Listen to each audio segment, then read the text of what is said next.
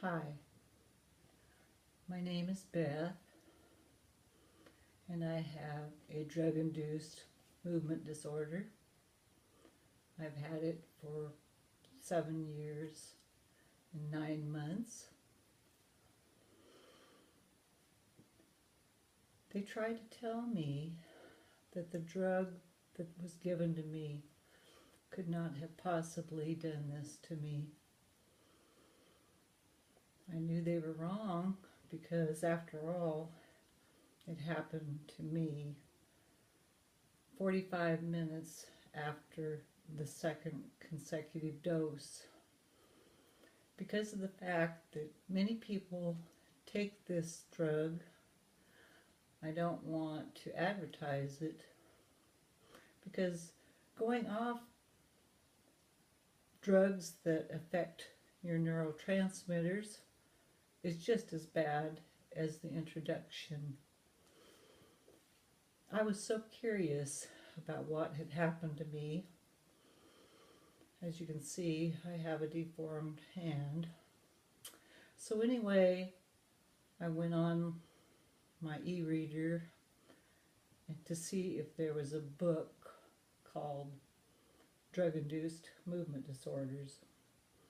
I got the sample, but it didn't get to the drug that had affected me like this. So I bought one online, and this is the name of it: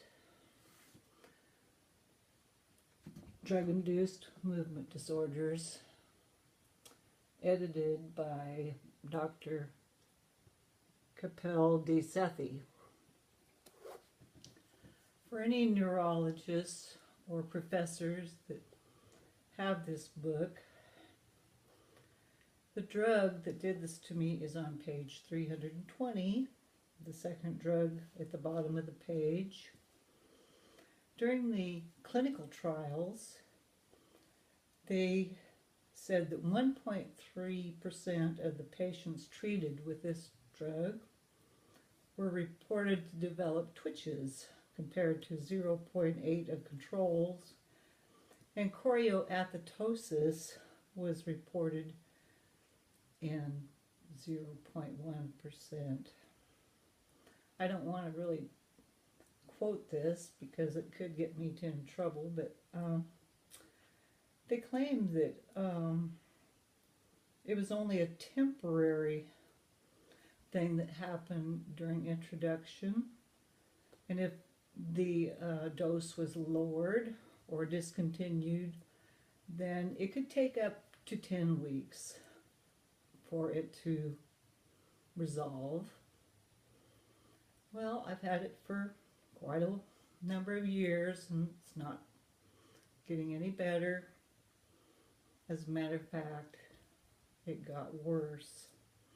At first I was able to smile, and I didn't have the terrible head jerks, but the shoulder shrugging, or hotching is the name I found in the book.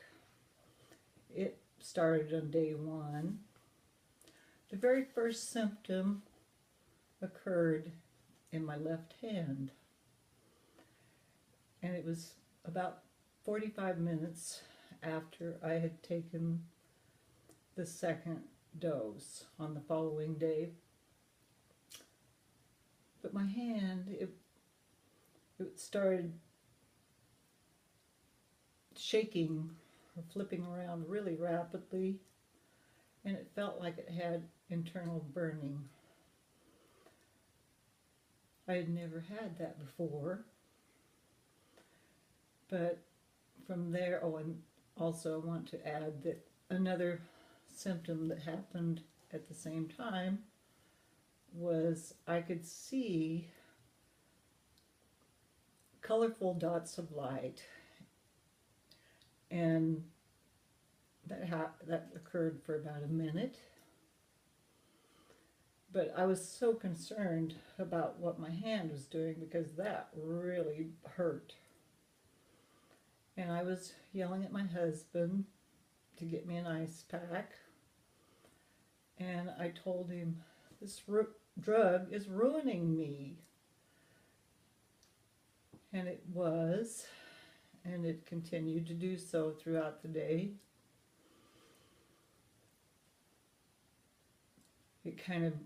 The movements kept moving down through my body, affecting my legs. And then I also had a weird mood change. I was hurting, upset, and yet I started laughing uncontrollably. It was not a bit fun to experience all this, but my husband called my friend Donna and asked her to come, and she actually is the one that called the doctor for me, and she also called the pharmacist. Well, they said that side effects will wear off. Well, in my case, it just kept getting worse and worse, and I was so humiliated. Nobody can stand having these sudden movements take over their body. You feel like an uncontrollable marionette without any strings attached. I was afraid to go out in public because I didn't know how people would treat me. Yet my family still loved me.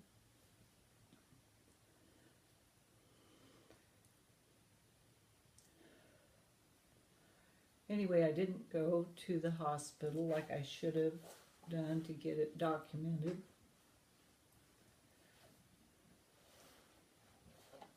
But these drugs are being given at a high dose. There was 100 milligram available. It was in the anti-epileptic drug section, and I didn't even have epilepsy. And now I have non-epileptic seizures. I don't have storms like some people have. Some people look normal sometimes, and then something will set the movements off, but this is basically what I look like all the time.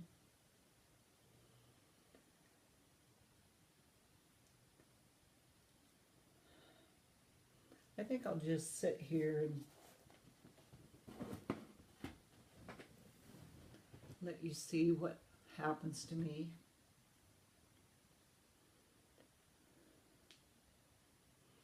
I can't bend my fingers, and the thumb pulled over 2 months after the event occurred. And no matter how hard I tried to pull the thumb back into its normal position, it wouldn't. And then my fingers stiffened in what they call a hyperextended position. They even gave it a name of swan-like.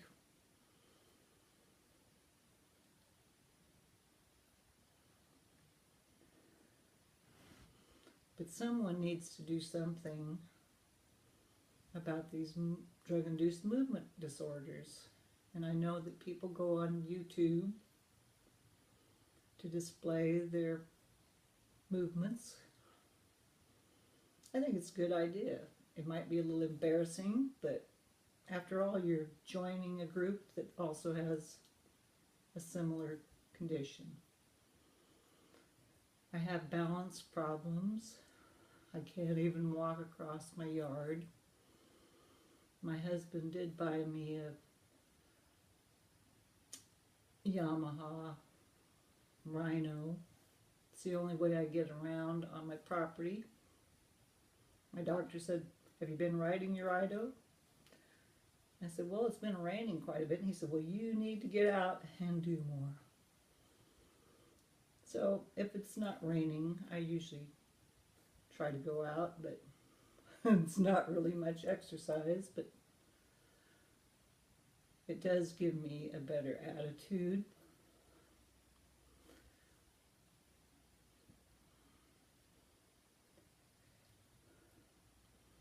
I noticed one day when I was looking on my search engine that I came across what looked like a medical conference, and they must have been neurologists or professors, but they were showing YouTube videos of different movement disorders.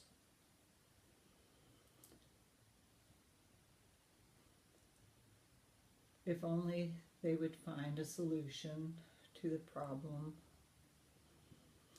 MedWatch has my story and pretty well gave them all the records and the report of my brain MRI, which shows a 5mm lesion on my hypothalamic gland.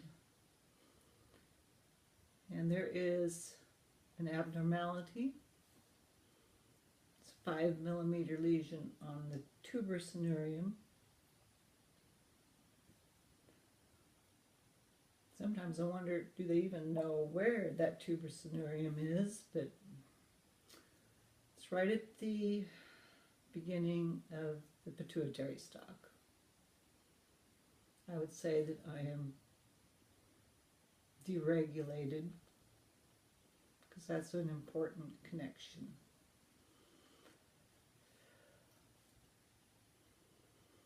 But it's up to doctors to document this and to find a solution. They could even prevent it if they just started out on lower doses.